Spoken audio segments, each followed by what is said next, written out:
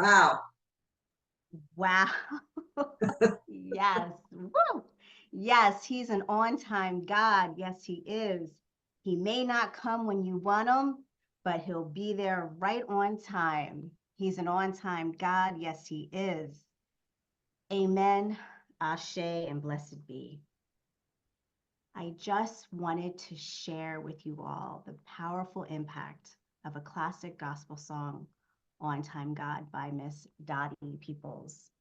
This timeless hymn has always resonated deeply with me ever since I was a child. Its message serves as a poignant reminder that things may not always unfold as quickly and as smoothly as we would like, but ultimately they happen at the perfect time that's ordained just for us. Today, I am uplifting the UU fourth principle of free and responsible search for truth and meaning. The fourth principle seeks to being responsible religious seekers.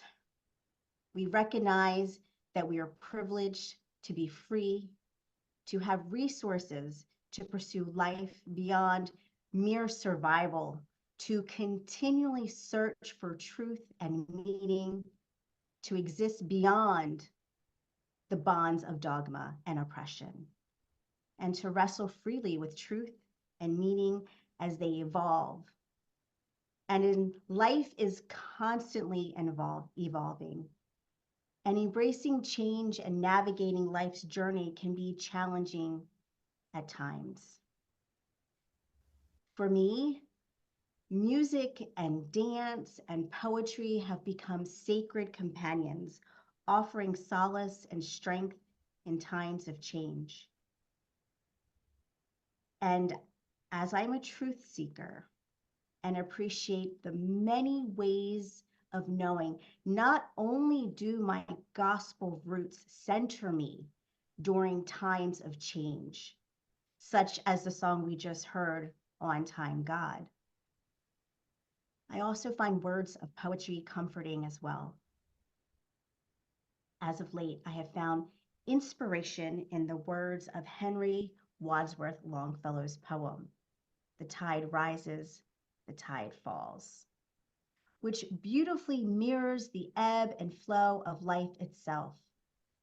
These artistic expressions remind me of the interconnectedness between nature and our daily lives, which help me to find comfort and resilience in times of uncertainty.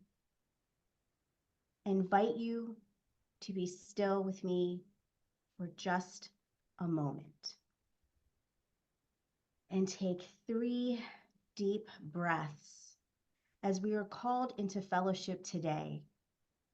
And then I shall enjoy the words and sharing with you of Henry Wadsworth Longfellow, The Tide Rises and the Tide Falls. I invite you to close your eyes if it feels comfortable. I invite you to take yourself off camera if that feels good. And just breathe with me. Breathe along with me for 3 deep breaths. Inhaling and exhaling.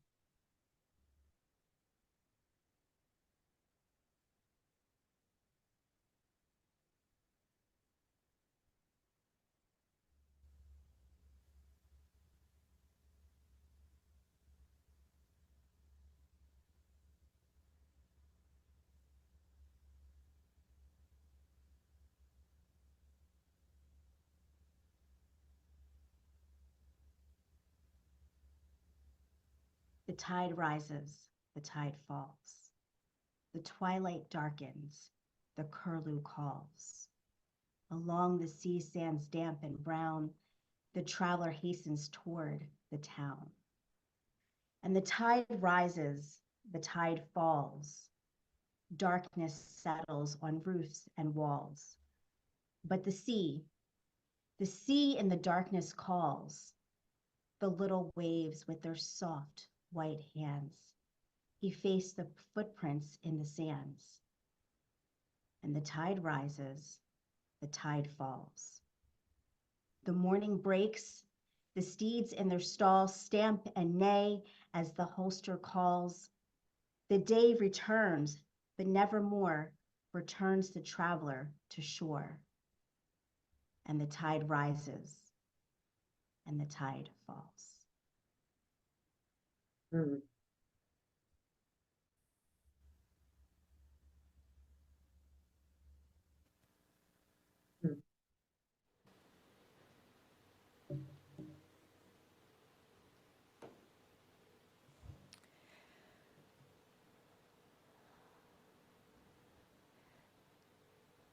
Let us take a moment now to remind ourselves why we come together as a community. And I invite you to read these words together when and if it feels right for you. And if you've joined us by Zoom, please join us as well so that all voices can be joined together. The words of the unison affirmation are on your screens, and please join me in reading. May May we we be reminded here of our of our highest aspirations aspirations and and inspired to bring gift our gifts of of love love and and service of to humanity. the altar of humanity. humanity.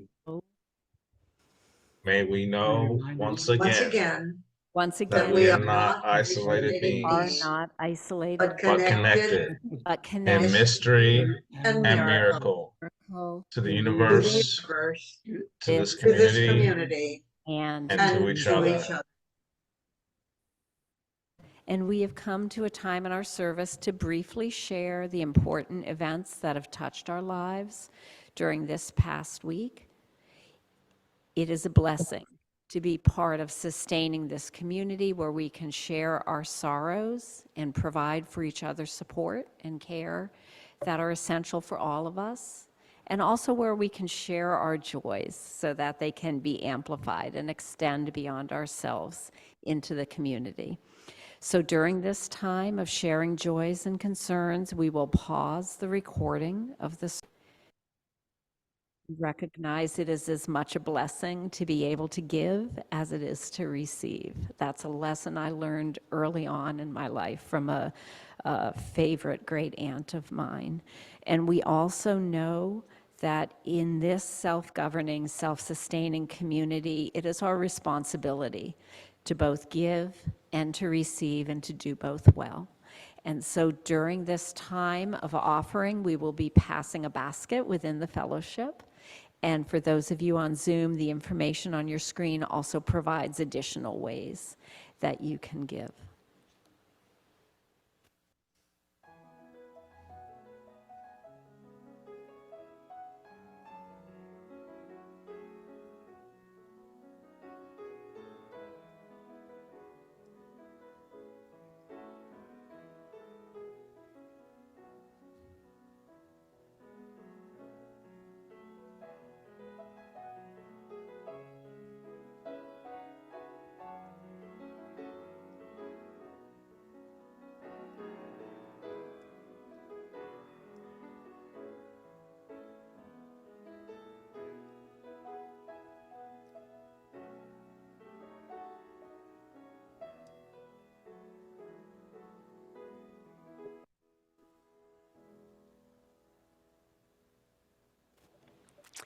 Thank you all, and please join us now as we sing to each other words that express our sincere gratitude.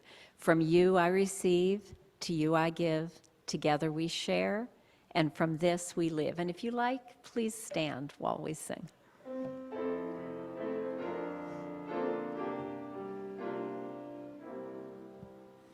From you I receive, to you I give, together we share, and from this we live. From you I receive, to you I give, together we share, and from this we live.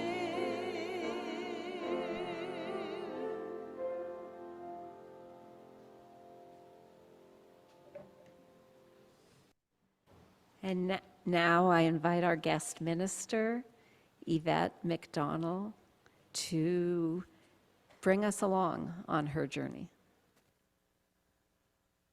Thank you. Good morning, everyone. Good afternoon and good evening. Oh, wherever you may be today. What a beautiful day it is to be here with all of you at Unitarian Universalist Fellowship of Laguna Beach. And I am truly honored to be here today with you. And I want to give special thanks to the worship team. And I'm thankful you all keep inviting me to return to share time and space with you all.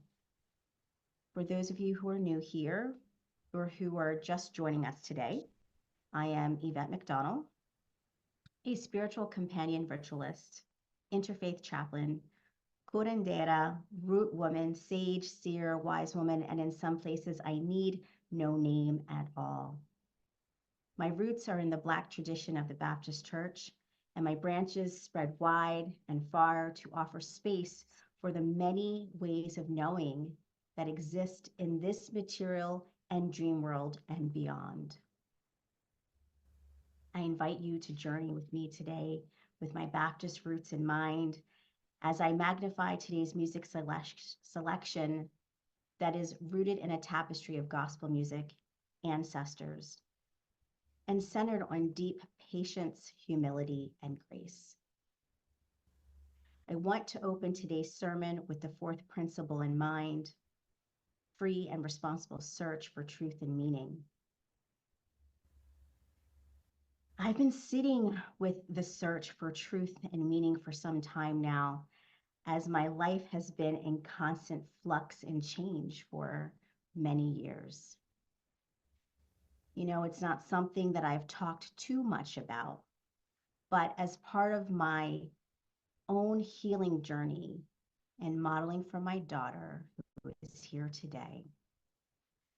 And this sermon today serves as a reminder to myself that I want to share with you all how I search for truth and meaning and how they are unfolding for me today. I want to invite you to get comfortable and journey with me as I share vulnerably and deeply a personal story about how I am doing my best to embrace change with patience, humility, and grace. It has not been easy. It has been a process for sure, and it will continue to be. So please, please, please bear with me as I take you on a meandering path of my story, a story that weaves in and out of one another, a story that is filled with joy and a bit of messiness, and a story that's ultimately filled with hope. To tell you the truth, I wasn't really sure where or how to begin this story, so I thought I would just start at the beginning. So, 21 years ago, I met a man online. His name is Rob. Rob is here today with us as well. Rob and I fell in love quickly. We met in April, we got engaged in September, and we married that following May. We honeymooned in Boothbay Harbor, which is in Portland. We honeymooned in Boothbay Harbor and Portland, which are both in Maine. And that is when I fell in love with Maine on our honeymoon. It was like a beauty that I didn't even know existed and I had never encountered before. It was love at first sight. The ocean called to me and the environment was still and offered me a sense of peace and calmness I never knew I needed. After our honeymoon, and fast forward to our story, Rob and I had the privilege to live in many different places together and have many adventures. We lived in Easton, Pennsylvania, where we bought our first house, and I opened up a boutique. And then we moved to York, Pennsylvania, where our beautiful daughter, Anjali, was born. Anjali, her name is Sanskrit, which means divine offering, which she truly is. And it's also a yoga mudra where you put your hands together like so, and they're placed together in a prayer formation to show honor and respect. And when Anjali was about 10 months old or so, that is when we returned to Maine and made Maine our home. We first started out in Portland, and then we settled and bought a home with 3 acres an hour west of Portland when Anjali was almost 3 years old. Rob and I both wanted a space where we could grow our little family, grow our food, and Anjali would have plenty of space to run and play. I was so excited to buy our home with these 3 acres. And this is where Rob and I, with the help of Anjali, created a large, beautiful organic garden where we gardened year after year after year, planting potatoes and corn and carrots, kale, collard greens, summer and winter squash, string beans, and tomatoes, just to name a few.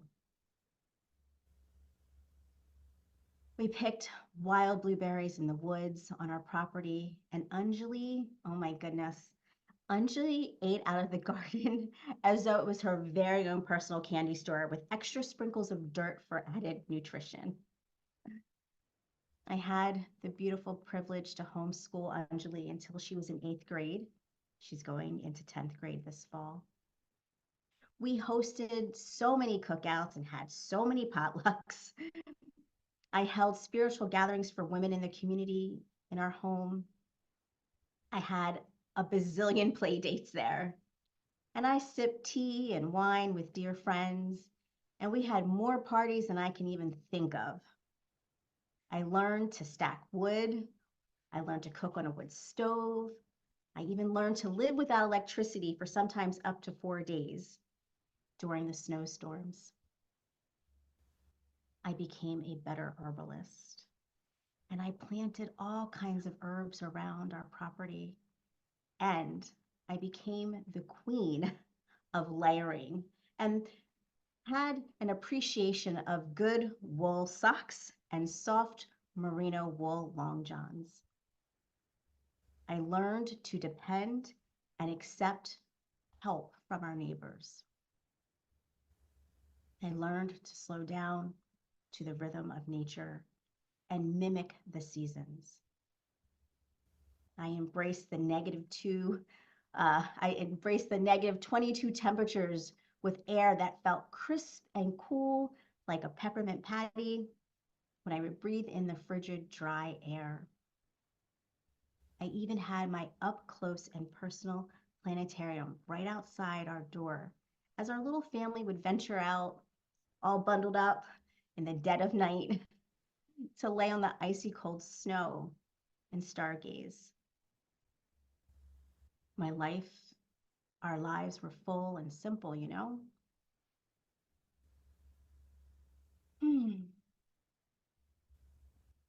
Living in Maine helped me to become the person that I am today. And for that, I will be eternally grateful.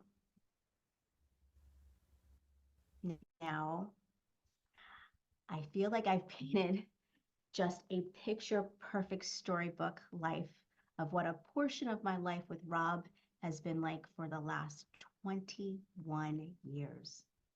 We've been married for 20 and we dated for a year, so that's the 21 years that we've been together. However, truth be told, it was far from perfect. Our tides would rise and fall again and again, like any other relationship, I guess.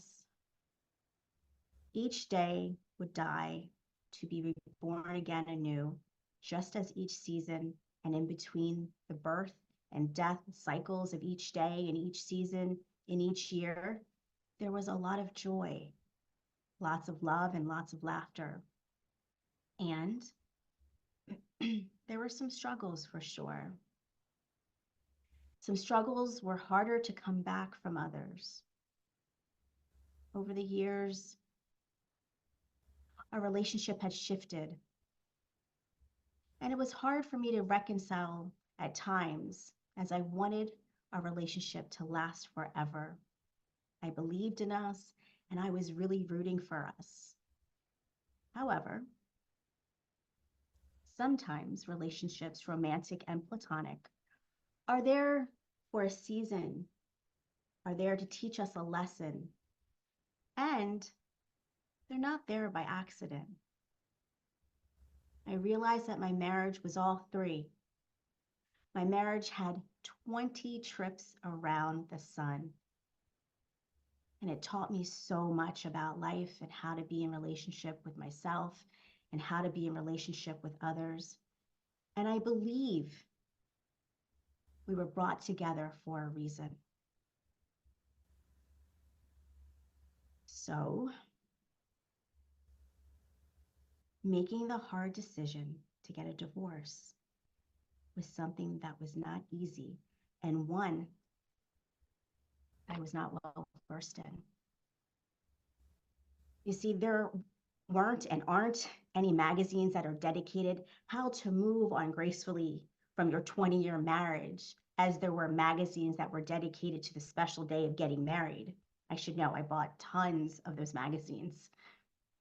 There weren't any shows on Lifetime about how to untie the knot, so to speak. There wasn't a big divorce party that I had dreamed up in my head with all of my family and friends coming to wish us well on our new separate journeys together. Perhaps there should be. I don't know. I had never gotten a divorce before. I had no idea what to do.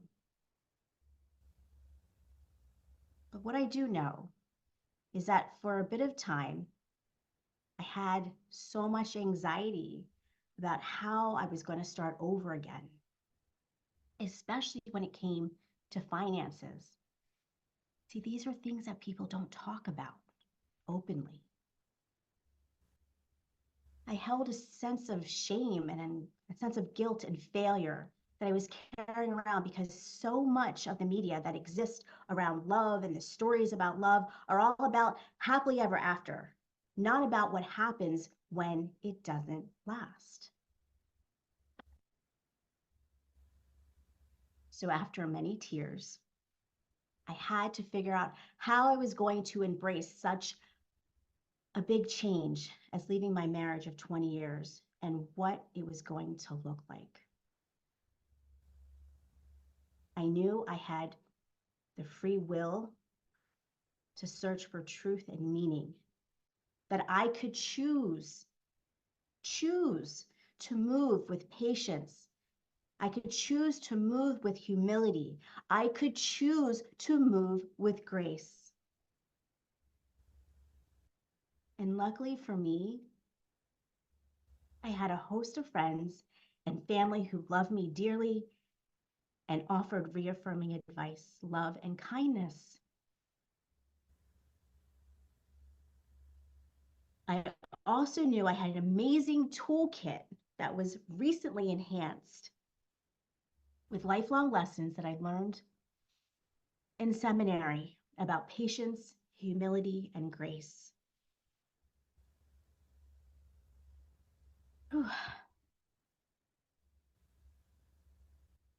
And as I mentioned before, my toolkit is brimming with songs and poems and profound wisdom from my Black Baptist faith tradition roots, ancestors, and the diverse ways of knowing in the world. And I am blessed and highly favored, and I possess everything that I need to move ahead with fortitude, bravery, and discernment. Now, be honest, as between tears and sometimes self-doubt, I have had to have many good old-fashioned pep talks with myself. I look myself in the mirror and I say, you got this. You are going to be all right. And there's nothing left to do but to look forward and onward. So the big question now was, how am I going to do this? How am I going to move with patience? How am I going to move with humility? And how on earth am I going to move forward with grace? How is patience going to manifest itself for me as I welcome this new change? This was not going to be easy for me because anybody who knows me knows that I am not a patient person. I want things to happen yesterday. So I had to remember that patience lives in my deep breathing. And it's with me all the time. Patience is so kind to me as it waits for me during the stillness of the night when all is quiet in the world. Patience and I connect when I hear my mom's voice telling me, where there's a will, there's a way. Excuse me. Patience is knowing not to worry about a thing because every little thing is going to be all right. Patience is the sweet smell of rain. And sometimes eating oatmeal for dinner. And letting the dishes sit where they are. Patience is the feel of the gentle rocking motion that soothes my soul, that's locked in my DNA. And having it on the highest faith that he's an on-time God, and he may not come when I want him, but he'll be there right on time. Patience is treating myself to my favorite chocolate and loving myself first and foremost so I can be present for Anjali and for Rob as well as we navigate a new path in life.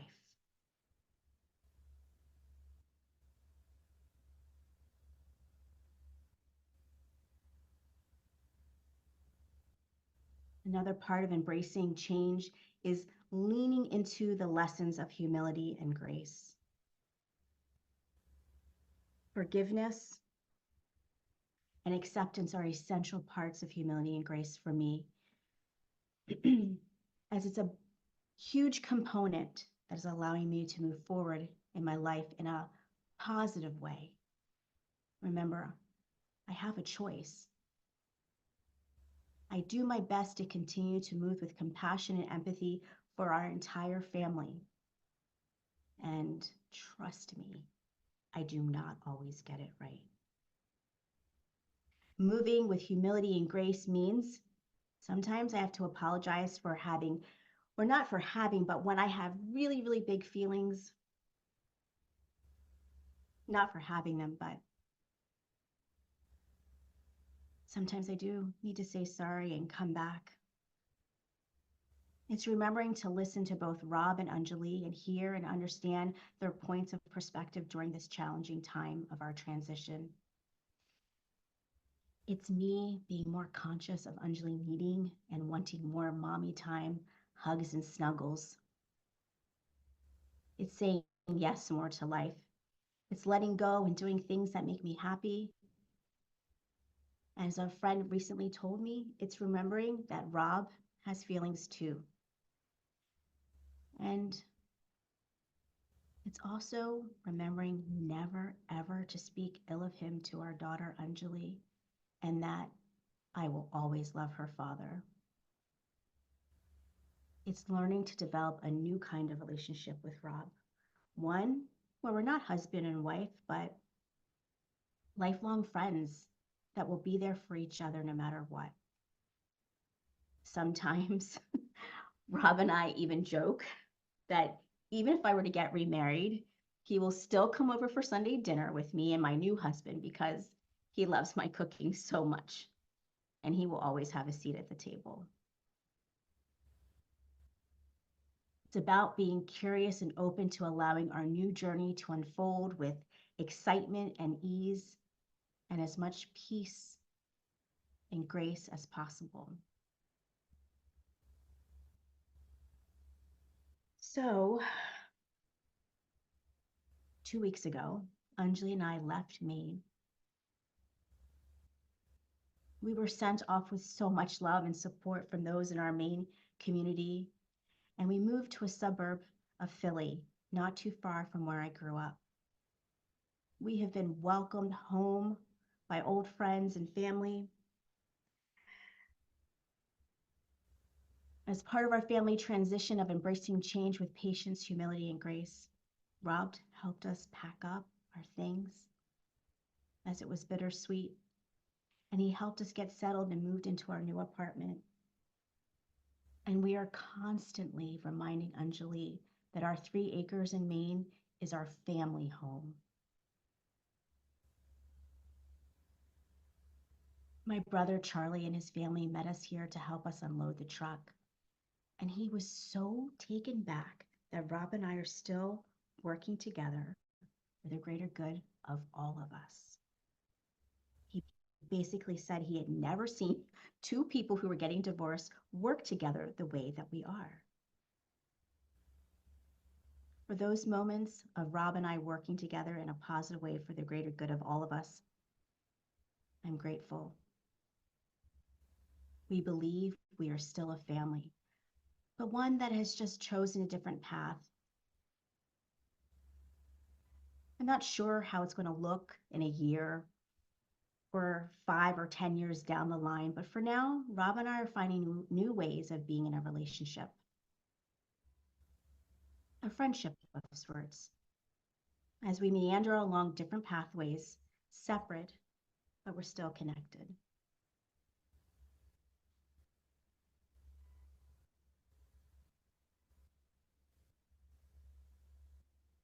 I wanted to share a piece of my story about embracing change with patience, humility, and grace as a way to remind myself that our daughter is watching. She has been watching. And the way we navigate this transition is going to influence how she embraces change, how she will be in relationship with others, and how she will move forward in life when she is met with adversity.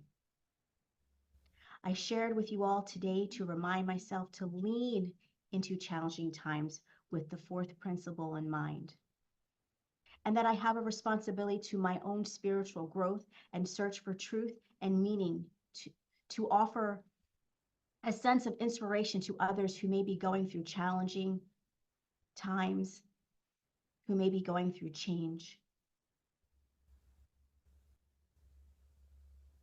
And I want to dedicate this sermon to the many special women in Maine who helped me get here today, who have held space for me over the years, listened to me, cared for me, fed me.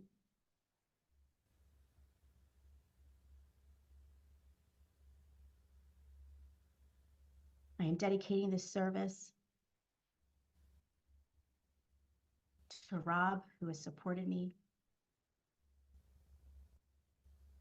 I'm dedicating the service to a family who has helped our family navigate this difficult terrain. Thank you to all of my childhood friends and college friends who have been there, who call and check in on me. They've met me for lunch since we've been here. They've welcomed Anjali and I back home with open arms.